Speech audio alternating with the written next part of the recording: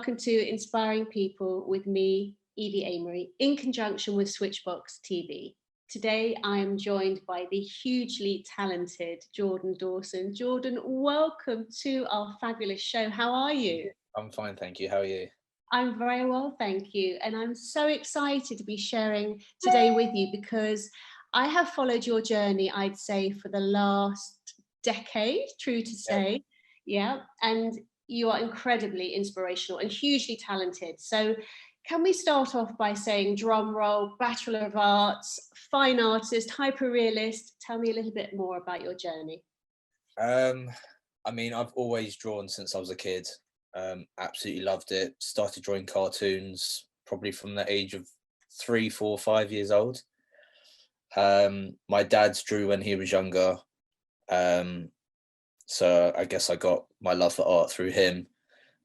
He's a jeweler, so I guess he's carried on in some way the design aspect of his life.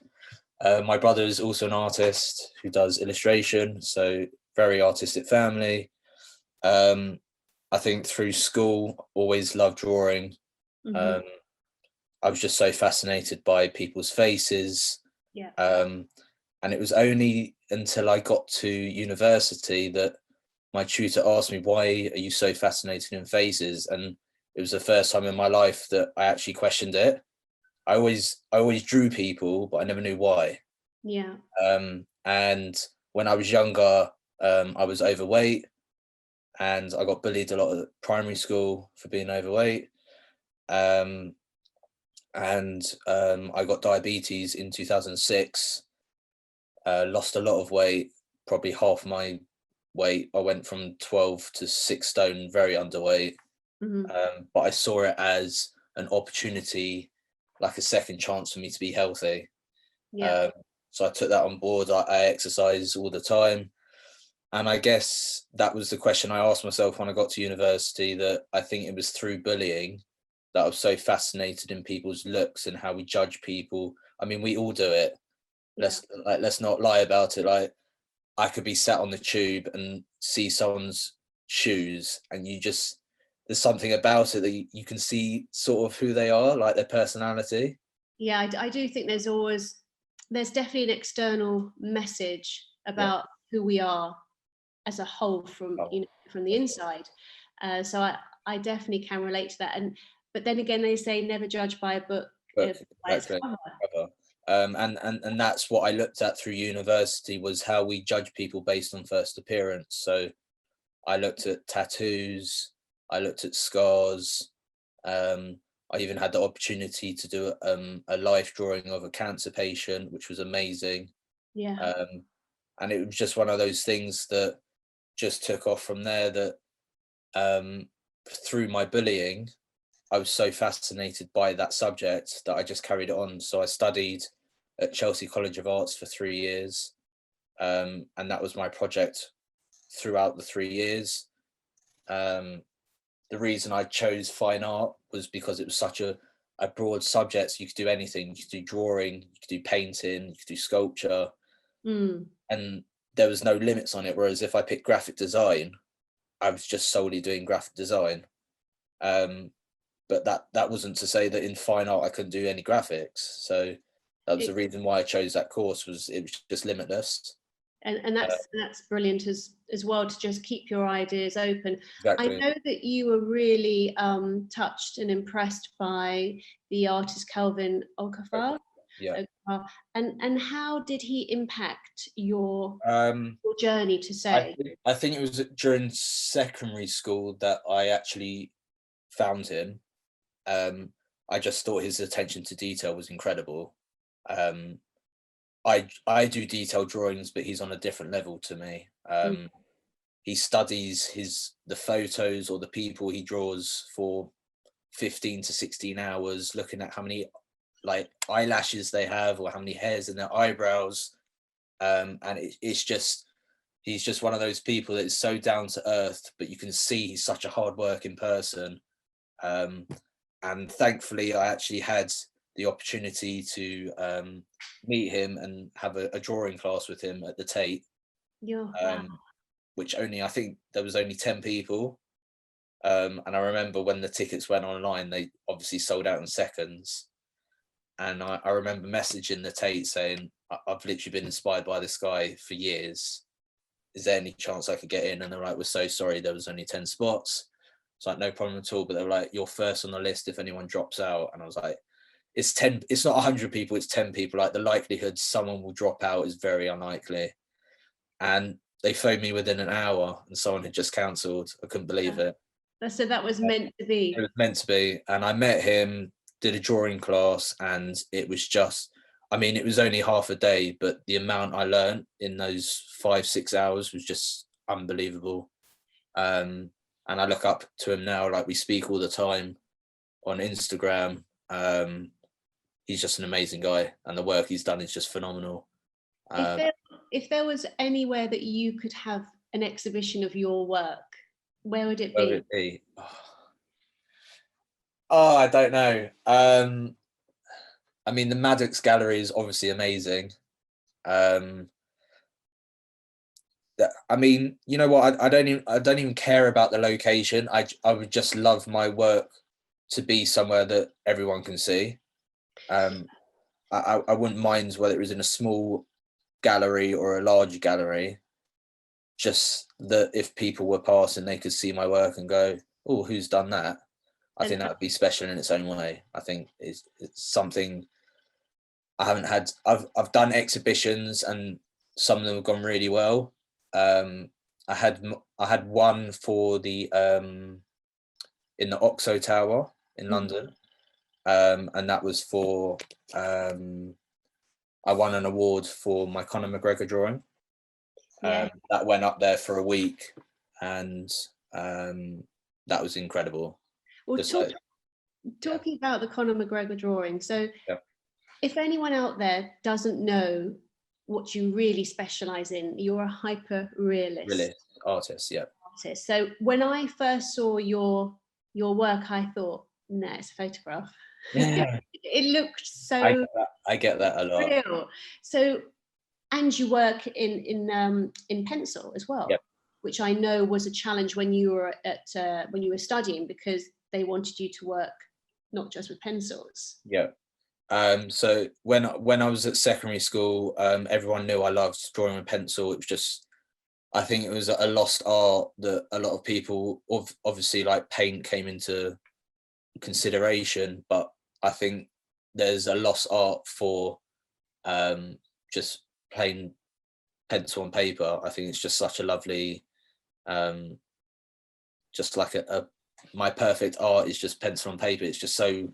It's not common anymore, and I just love it. And at secondary school, my teachers were like, "Why don't you use something else?" And I was like, "I just love pencil and paper." And I can understand their thought process because they wanted me to experiment, which was fine. But when it came down to it, my final piece was always in paint. And it was like, why am I doing a whole project in pencil? And then I'm now being told to do a painting because they wanted it on the wall. And I was just like, I want to be doing pencil work. And left secondary school, did a foundation course at Camberwell. And my tutor came in the first day and said, "My name's Jeffrey. I'm your tutor for the year. See you in 4 hours." And everyone was like, "Wait, hold on a minute. That's not what I'm used to." And it was such a breath of fresh air that we were all just looking at each other being like, "What are we doing?" And then everyone just started being creative because there was just no limit. There wasn't like, "Oh, today we're doing a project on shells or we're doing a project on this artist."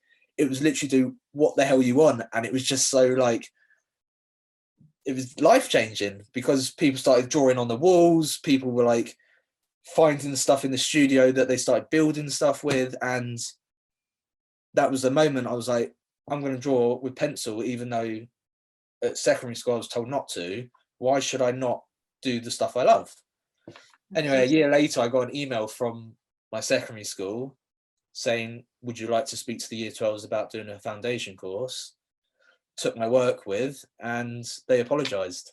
And that was the best moment of my life. I walked in and they were like, "We're so sorry we stopped you from using pencil, but good for you for carrying it on." Which remains, in a way, it's your authenticity to your own work. But what is a hyper-realist artist? It's someone who either draws from a photograph or draws from someone in real life, that has extreme detail. So it's not just a line drawing, it's something that almost as you say, almost looks like a photograph. And people say, well, what's the point? Why are you drawing something that looks like a photograph? Because I'm such a perfectionist, that's what I love about it, is people question whether it is a photograph, and I take that as compliments all the time. And yes, I've also had negativity saying you're a fake and blah blah blah, but I love it. I think it's such a wonderful thing to be able to create something that looks like something else by using a different medium. I think that's something I'm definitely proud of course. Have you got any Yes. examples that we can have a look at? So just a story before I show you these drawings. My career I'm going into now is customizing shoes and football boots, Which we'll talk about, because that's also quite exciting. we'll talk about that later, but the reason I'm bringing that up now is I got invited to the FIFA launch last year. Yes. And I had a list of very, very big football players that I was going to meet, and I thought, what an opportunity to draw some of them. Yes. And hopefully I could get them signed at the event. So this is one of them. Out here. It looks like stuff down page. So here is a drawing of a Brazilian legend called Kaká. Yep. Amazing that I actually got to meet him and he signed it.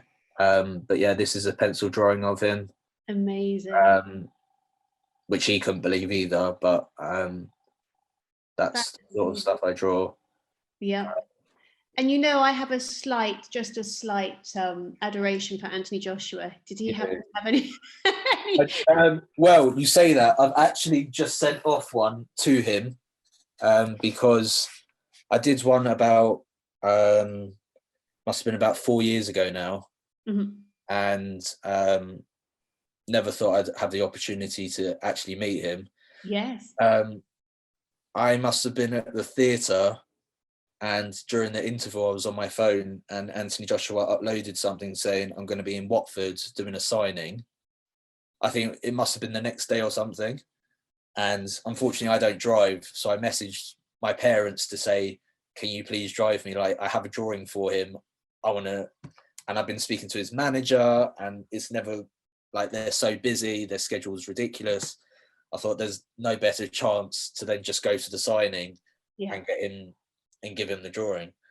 So I messaged his manager, and this queue there were thousands of people, and I'm thinking, I'm going to be here for hours, but it's so going to be worth it. And I messaged his manager saying, I'm here. And he goes, why are you in the queue? Come. So he literally took me out. He came to the queue. People were like, who's this guy? I walked to the front, and AJ's just sat there, and he was like, I've heard about you. David, his manager's been speaking about you. And I said, I've got something for you. Took out the drawing, and he couldn't believe it. He signed it, and I said, no, this is for you. I want you to have it. He said, why don't I sign this and then you do me another one? And I said, the chances I'm going to meet you again is very slim. I said, please have this, like, it's on me. Mm-hmm. I really want you to have it. And looking back on it now, I'm thinking maybe I should have taken the drawing back because he signed it. And also, you didn't know that it was going to lead you exactly to something else that we can now talk about, which was your work with him. Going back to picking fine art as a subject, I lived with 3 other artists during university time who studied graphic design, and I was always looking at them thinking, wouldn't it be amazing if I could learn graphics at the same time? I'm a very quick learner.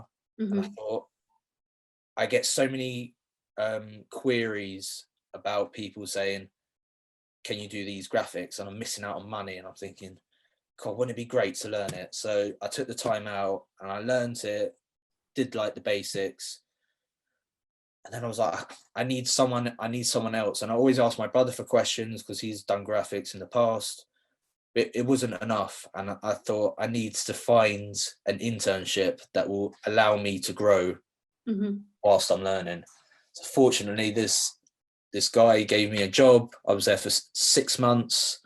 I was literally the only graphic designer on the team, doing everything for them, from like business cards to website design, anything, like just the basic graphics. And then through that, I then got another internship where I was in a team of 15. And it was something completely different because I could bounce off other artists, and if I needed questions, they were there for me. And it was on that second internship, it was on a Friday night, I got an email. I got an Instagram direct message, and it was very long. I'm talking like 2,000-3,000 words, and I'm thinking, I'm dyslexic. I'm dyslexic, so reading that would have been a nightmare.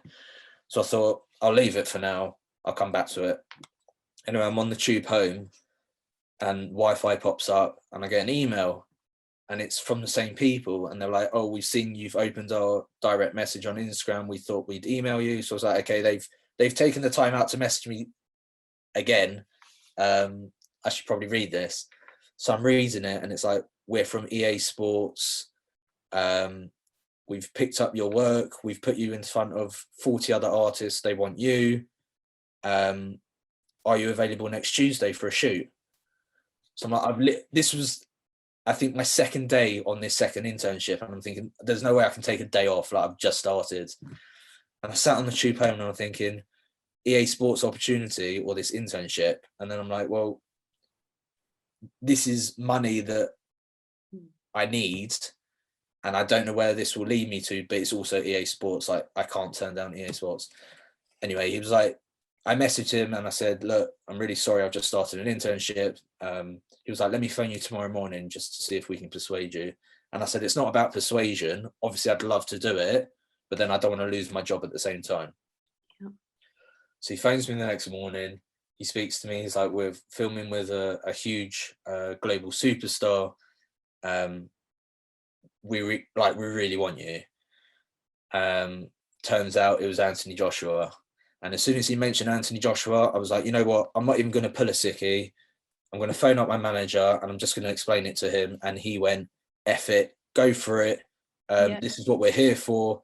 Take the job. Come back to us the next day, and we'll have a chat about it." And I can't thank him enough. Very special man to me, because he was almost like a father to me, and I'd only met him that week.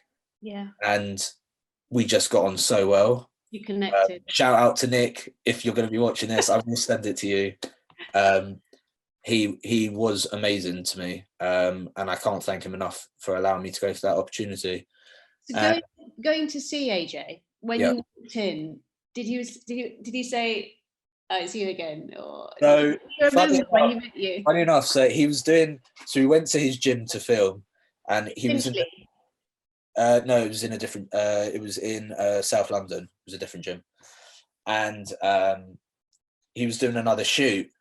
So he was in the ring, and we were like kind of like a backstage sort of thing. I don't know where, like a back room, and they're like setting me up. They mic'd me up. They interviewed me, did a bit of filming, and then they said, "Are you nervous?" And I said, "You know what? I've met him before.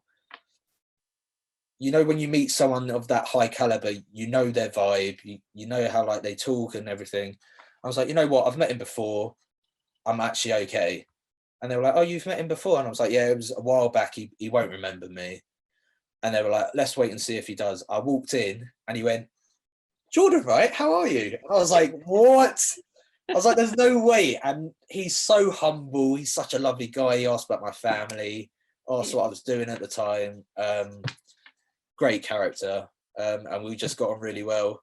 Did some filming for FIFA, and so what did you actually have to do with him, though? Because I think didn't you put to paper his design? Yeah, so it was for the FIFA 20 game, and they just brought back a game mode.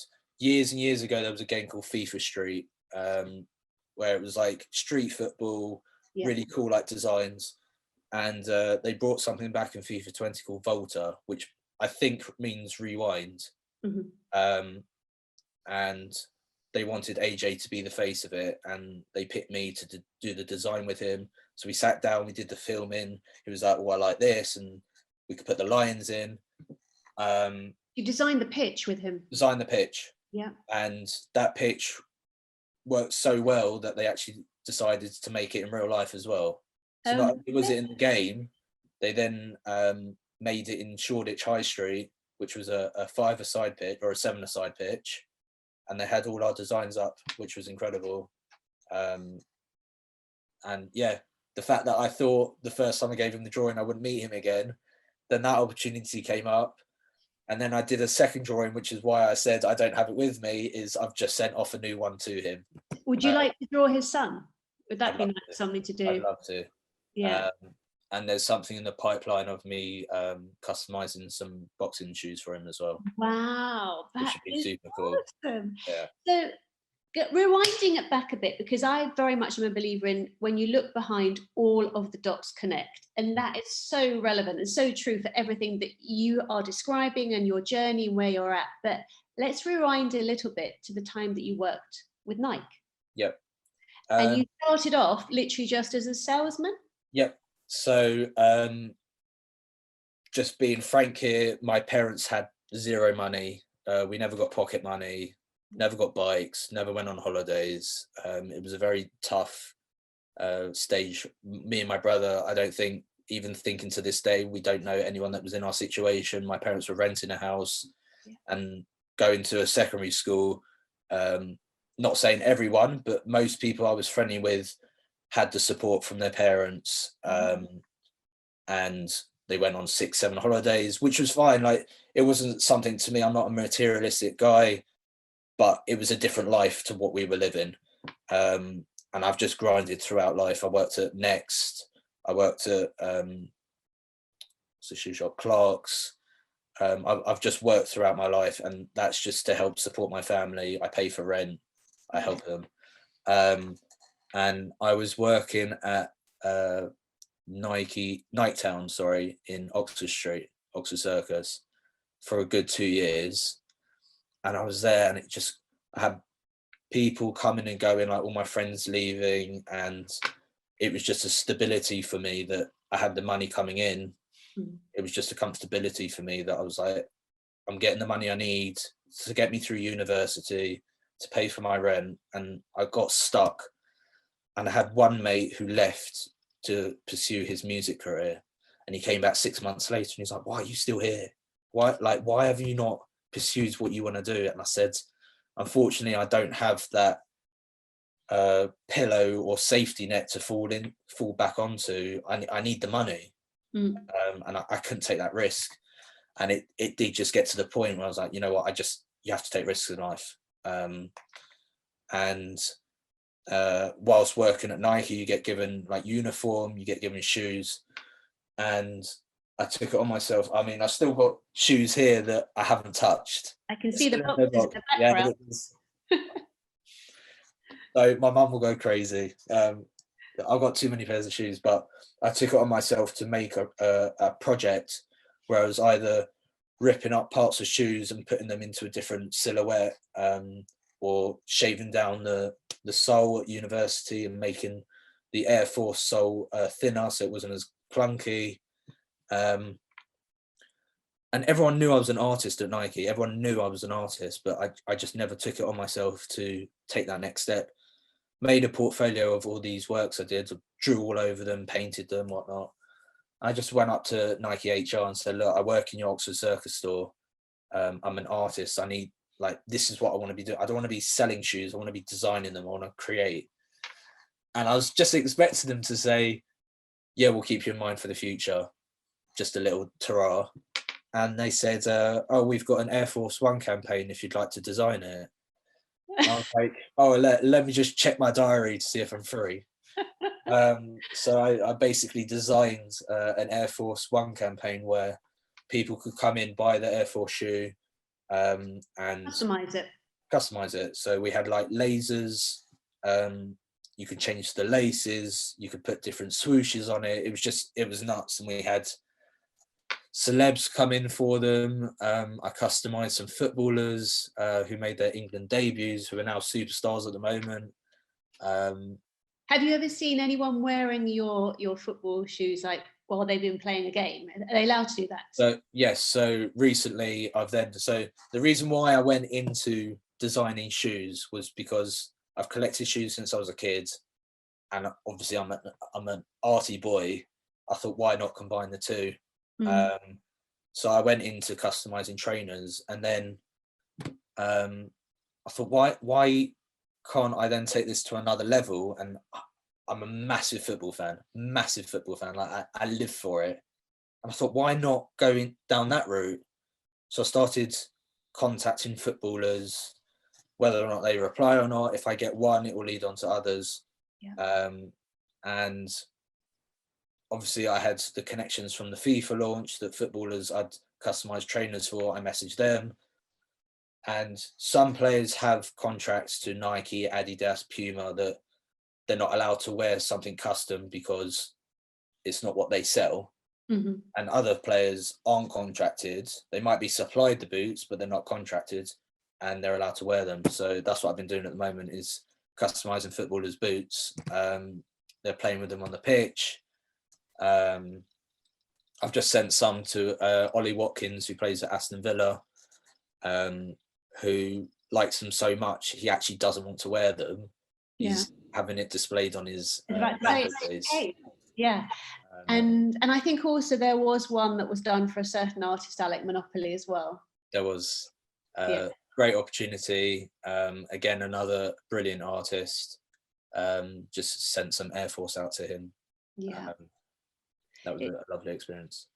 It's amazing. And I think aside from Nike, wasn't there also the time that you spent with Converse as well? Yeah. So before I took my it was at the same time I took my portfolio, although I took it to Nike, I also reached out to Puma, Adidas, Converse. Converse is also a part of Nike. Nike bought them out. I didn't get any replies, and I thought, doesn't matter. Like, as long as I get one, that's fine. And obviously the Nike thing happened. And after Nike happened, Converse then contacted me, done stuff with Adidas at the FIFA launch, done stuff with Valesse. So it's just all snowballed into different opportunities. Converse was really fun. I love Converse. I'm a huge fan of Converse. I've actually got the customs I did here. So this was me just like amazing customizing the shoe. In the times, that's so cute, and you've also put a bit of color in there as well. In the times that we're in now, Jordan, has lockdown given you a different perspective of your art and how you view the world? And has it actually put you into another direction for your creativity, or have you focused on other things that you felt have sort of taken over from the art? Where are you at in terms of having had the lockdown experience? First lockdown was very tough. I think because it was all up in the air and no one really knew what Corona was, and there was a lot of questions going about. Everyone was focusing on just buying food, staying safe, and that was a difficult period for me because I had no work coming in, like whatsoever. I had nothing. Yeah. And again, priorities for myself was keeping safe, but at the same time, I've got rent to pay, I've got bills to pay. And I'm thinking, if this carries up, how am I going to pay for it all? Thankfully, I just thought of customizing, like just to carry on and just see where it goes. I think it was just the drive of my childhood and thinking I was in a similar situation then, like, how am I getting money? How am I going to support myself? Survival mode. Basically survival. And I know everyone's in a similar situation, and that's kind of what helped me, was knowing I'm not the only person going through this. I then took it on myself to say, you know what, I'm just going to carry on what I'm doing, even though I'm not getting as much work in. I'm going to carry on, and hopefully that will lead on to other things. And thankfully, I mean, there was definitely a stage where there was a mental block. But I thought, I just need to carry on as I am. And as I said, you do one footballer, he then speaks to his teammates then speak to friends, family, and yeah, it's just carried on from there, really. And if you could draw anyone, absolutely anyone in the world, who would that person be? It's gonna be very controversial, but I think, again, it's going back to my childhood. Music for me is one of those things that, whilst I'm working, it just puts me into a different place. I can listen to music for hours and hours. I can listen to pretty much any genre of music, depending on what mood I'm in. But the person I've always looked up to, because he had a bad childhood, was Eminem. Oh yeah. Eminem had a very bad childhood, and you see pictures all the time of where he lived to where he lives now. Yeah. And yeah, again, very controversial, but I look at him and think he went through the troubles of what he did. And going into rap, being a white boy, Yeah. there's a lot of racial differences there. And I just thought, what an amazing guy to look up to. Like, yeah, there's a lot of swearing in his music, but when you listen to the lyrics, I love his music. I just think it's very powerful. And I think drawing him would be, I think that would be amazing. So would you say he is a pivotal, inspirational influence? Yeah, definitely an influence for sure. I think, as I said, the way he grew up being in such a bad environment. You look at the film 8 Mile, and it What a film! What a film! I love the music from there. It's just incredible the way he just like jots things down and then creates that. Yeah. For me is similar to what I do. Is I jot down ideas, like even if I'm like half asleep in bed and I'm thinking, oh, what could my next project be, or who could I contact? My brain's always buzzing, because I'm like, oh, I've contacted this footballer, he's best mates with blah blah blah, or I could contact him instead, and not instead, but him as well. And I just feel like there's a connection there, that I've always listened to his music, and everyone says it's really rough and swearing, and the meaning behind his music is just so influential. I love his music, and I'm a different generation to you, totally. But somehow or other, we have to then got to find a way for you to draw him. Yeah, that would be amazing. If we have another interview in a year's time, and I wonder, who knows? Yeah. But yeah, he's definitely at the top of my list for sure. Yeah, that's quite phenomenal. In terms of the footballers, sort of customizing for them, have you got anything secretive or lurking in the background that you've started work on? I can't reveal, because it's one of. I mean, he's all over the news at the moment, which probably gives it away. But there is big stuff coming, which I'm very excited about. And yeah, hopefully the reveal will be soon. He's very slow at replying, so but yeah, just waiting on that, but very excited. So if anyone would like to reach out to you directly to have something customized for them or for a drawing, how will we find you? How can they reach you? So I have a website, which is www.jordandawson.co.uk. My Instagram as well is @jordan.dawson, and my email, which we'll put on the link as well, is probably the best way to contact me, those 3 avenues. And if there was a younger lad or girl listening or watching this, and they wanted to start out there, but they weren't really being supported, what would you say to them if they were watching about their dreams? Keep at it. I mean, I have such an amazing, and I'm so thankful for every single one of them, a fan base on Instagram. I get messages daily saying you're an inspiration. I look up to you. How have you got in contact with these people? And I'm talking like 8, 9, 10, 13-year-olds that are just messaging me. Keep at it. Don't let anyone tell you to stop. If you love doing what you love doing it, carry on. And one day you'll get that break. I just believe that if you work hard enough, there's people that go, oh, he's got all these chances and blah, blah, blah. I've worked hard for it. It's not something that's just, yes, I've had some breaks where like EA Sports have contacted me, but they've done that through looking at my work. It's not something that's just come across. And again, with the Nike stuff, is me taking the risk that I said I wasn't going to do, but I felt the need to. That helped me. And yeah, it could have gone the complete opposite, and I could have been left without a job. Yeah, and it was free will, because you had the choice to say no. Yeah, exactly. But I just feel like, again, so cliche, but you only have one life. You just have to take risks sometimes. Thankfully, they worked out for me. But yeah, especially to the younger generations, I feel that there's a lot of pressure on them.